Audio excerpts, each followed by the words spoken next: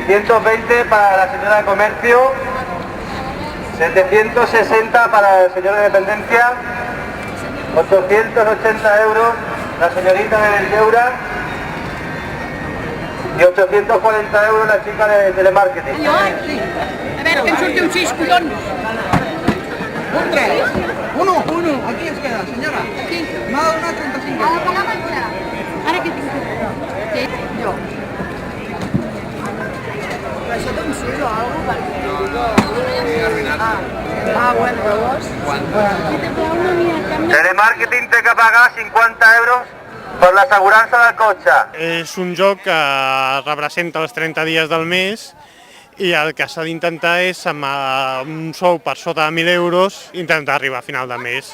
Com ja hem pogut comprovar en diversos casos, no és possible arribar a final de mes amb aquests sous de 600, 700 i 800 euros.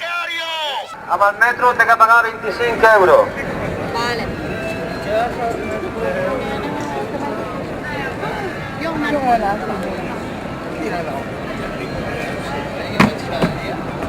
No, ha de venir aquí. Vostè té cotxe? Un moment. El comerç avança i arriba l'assegurança del cotxe. 50 euros.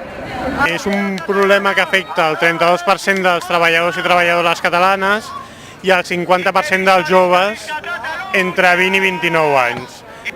El que hem volgut és que sigui un joc molt realista, mostrar despeses que habitualment tenim al llarg del mes, fins i tot hem volgut introduir l'ajuda que molts cops se'ns donen des dels entorns familiars per arribar a final de mes, el que vam batejar com a joves semi-emancipats, i en el fons el que volem és aquesta realitat que portem temps denunciant-la, que estem treballant per millorar la situació.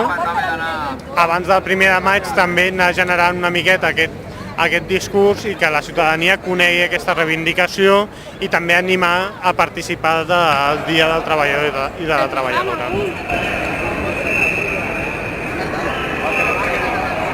A veure,